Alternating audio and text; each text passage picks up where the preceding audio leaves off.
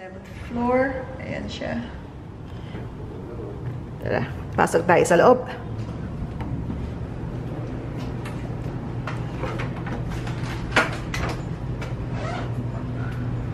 Ito yung toilet. Just right. Hindi siya kalakihan pero okay na for overnight stay.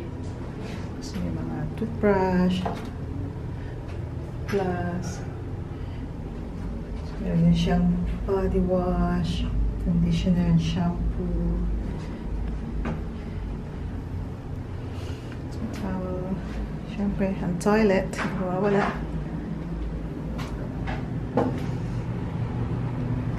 Yung deposit box nila. May fridge pero walang laman. Merong bottled water, tapos may coffee, tea bag, may kettle. Okay na siya for overnight stay. And si Steve nag-aayos na siya ng gamit niya. At may TV. May maliit na chair.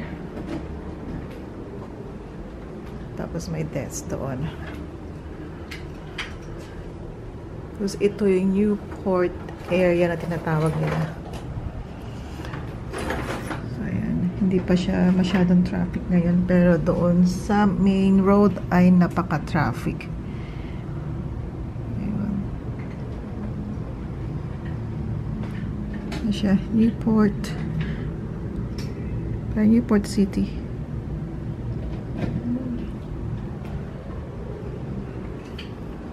So, malaki na rin siya.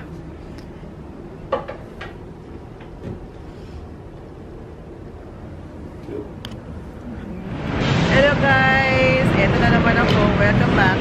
Nandito kami ngayon sa Savoy Hotel. Ayan. Medyo traffic ngayon. Walang traffic ngayon. Kahapon yung traffic.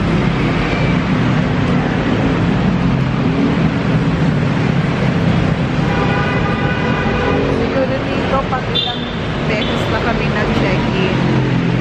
Accessible pa siya dito kasi ayun na yung kabila. Airport. Number 2.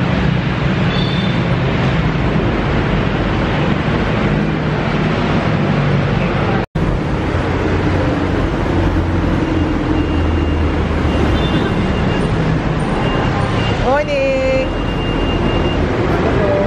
Hi!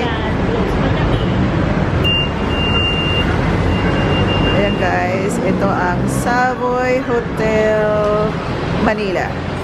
Siguro dito mga few times na kami nag-check-in. Gusto ko siya sa place na ito kasi accessible nga sa airport. Madali lang siya. Pagdating namin from tawag ito from the airport diretso dito, tapos pag uwi na naman namin sa Cagayan Valley, madali na naman ulit. Same thing pagbalik namin ng UK, dito na naman siguro kami. Ayan siya. Ito ang kanilang lobby, yung reception area, at hanggang doon sa dulo may little cafe sila doon. Mukhang busy ngayon. Kahapon kami dumating. Tahimik lang siya. Ito. At yun yung kanilang restaurant. Hello! Musta ka? Ayan na kanya. Hi! Good umaga!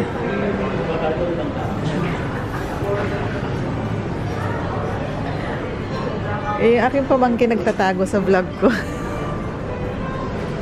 Ayan siya. Say hi ka naman! Hi! Ayun. At saka naman.